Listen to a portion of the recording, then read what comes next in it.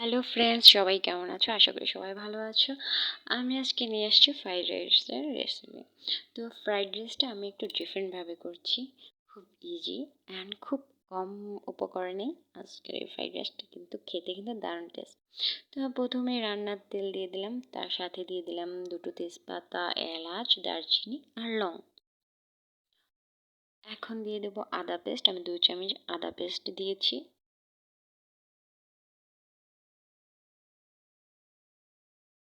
একটু নাড়াচাড়া করে নিলাম।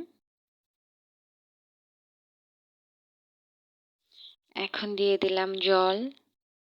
আমি 1.5 কাপ জল দিয়েছি 1 কাপ চালের জন্য। কতটা জল?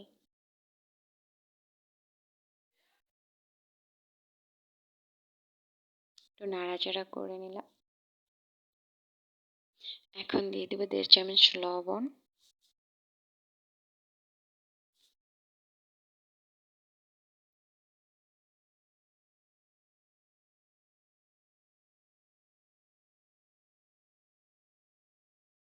অ্যান্ড দিয়ে দিলাম চিনি। ঢাকা দিয়ে দিব। জল ফুটে গেছে, এখন চালটা দিয়ে দেব। তো আমি এখানে চিনি গুঁড়া চাল নিয়েছি, আর চালটা আমি ভালো করে ধুয়ে নিয়েছি আগেই, আর জলটাও ঝরিয়ে রেখেছি। এখন সেই চালটা দিয়ে দেব।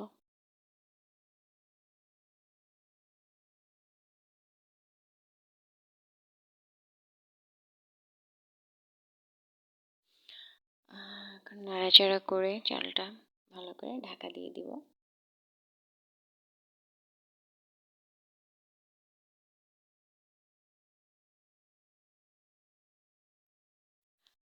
আমার জলটা টেনে গেছে, চালটার জলটা একদম গায়ে সমান হয়ে গেছে। এই পর্যায়ে আমি চুলাটা বন্ধ করে ঢাকা দিয়ে রাখবো। অনেকে হয়তো ভাবতে পারো যে ফ্রাইড রাইসের রাইসটা তো এভাবে রান্না করা হয় না, এটা জলটা ঝরিয়ে নেয়। বাট এটা পোলাও চাল দেখে, চিনি গুঁড়া চাল দেখে আমি এভাবে করে নিলাম, তাহলে এটার ঘ্রাণটা খুব সুন্দর থাকে। এই যে আমার ঢাকনা খুলে দেখে একদম চালটা ফুটে গেছে 95%। আর রাইসটাও খুব ঝরঝরা হয়েছে, এটা ঠান্ডা হলে আরও বেশি ঝরঝরা হয়ে যাবে।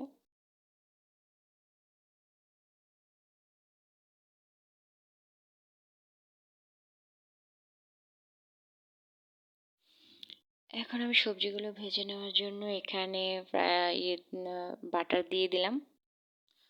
বাটারটা অপশনাল, এটা দিতেও পারো, নাও দিতে পারো, রান্নার তেল দিয়েই হয়।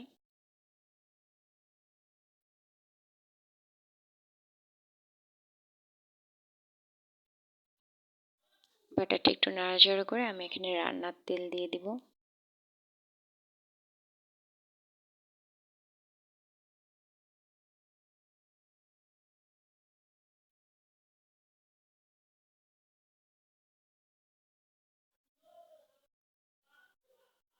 একটু রান্নার তেলও দিয়ে দিলাম।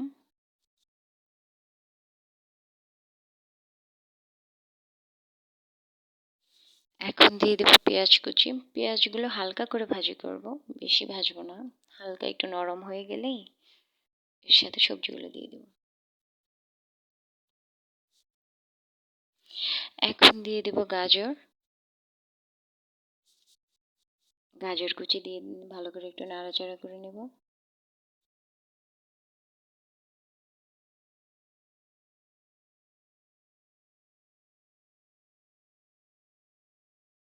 লবণ দিয়ে দিলাম, লবণ দিলে গাজরটা খুব ভালো ভাজা হবে। লবণটা দিয়ে ভাজি করে নেব।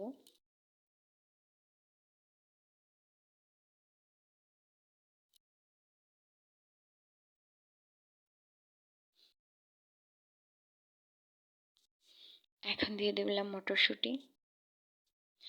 আর সবাই কিন্তু ফ্রাইড রাইসে ক্যাপসিকাম ব্যবহার করে, আমি কিন্তু ক্যাপসিকামটা স্কিপ করে গেলাম, কারণ আমার ক্যাপসিকামটা ভালো লাগে না। তাই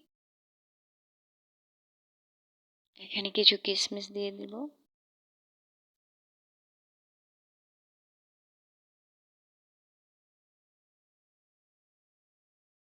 সবজিগুলো ভালো করে ভেজে নিব।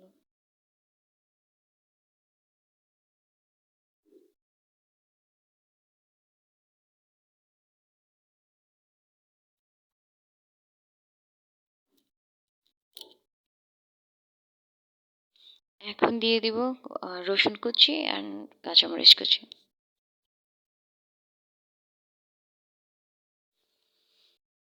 এগুলো দিয়ে আবার ভালো করে নাড়াচাড়া করে ভেজে নেব। রসুনটা একটু শেষে দিলেই ভালো হয়, এর ঘ্রাণটা ভালো থাকে আর ডিপ ফ্রাই হয়ে যায় না।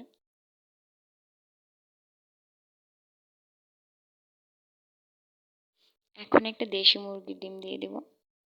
মুরগির ডিমটা আমি আগে ভেজে রাখিনি, আমি এখনই এটাকে একসাথেই ফ্রাই করে নেব। একটু লবণ দিয়ে দিলাম ডিমের সাথে। ডিমটা এখন একদম ভালো করে নাড়াচাড়া করে নেব, নাড়াচাড়া করে ভেজে নেব, সবজির সাথে মিশিয়ে নেব।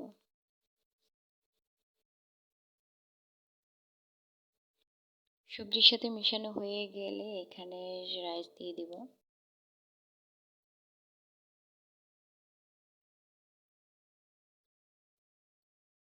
ভালো করে মিশিয়ে নিচ্ছি।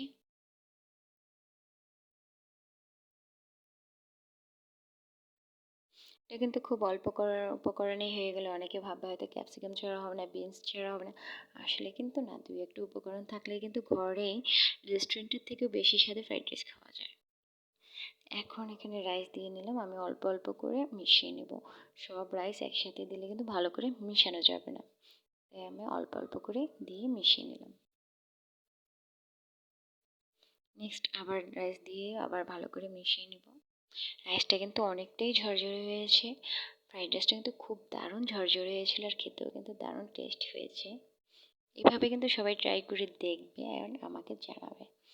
আমি 100% গ্যারান্টি দিতে পারি যে এইভাবে ফ্রাইড রাইস রান্না করলে আর রেস্টুরেন্টে গিয়ে খেতে মন যাবে না।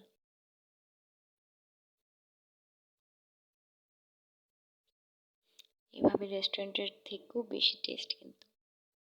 আবার রাইস দিয়ে নিলাম, এখন ভালো করে মিশিয়ে নেব সবগুলো রাইস একসাথে দিয়ে।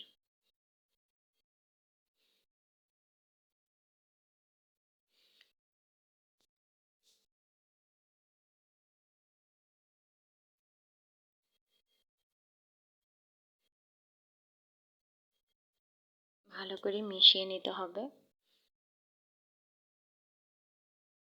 আর আঁচটা কিন্তু একদম মিডিয়াম লো রাখতে হবে। বেশি আঁচ হলে কিন্তু নিচের রাইসগুলো পুড়ে যাবে। এখানে একটু টেস্টিং সল্ট দিয়ে দেব। এটা যার যার ব্যক্তিগত ইচ্ছে, এটা দিতেও পারো নাও দিতে পারো, এটা কোনো সমস্যা নেই, না দিলেও চলবে।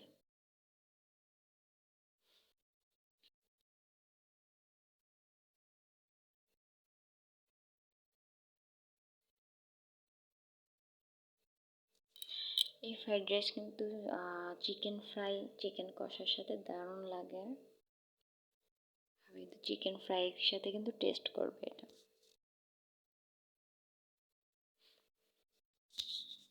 আমি নেক্সট ভিডিওতে কিন্তু চিকেন ফ্রাইয়ের ভিডিওটা দিয়ে দেবো। এই যে আমার ফ্রাইড রাইস একদম রেডি।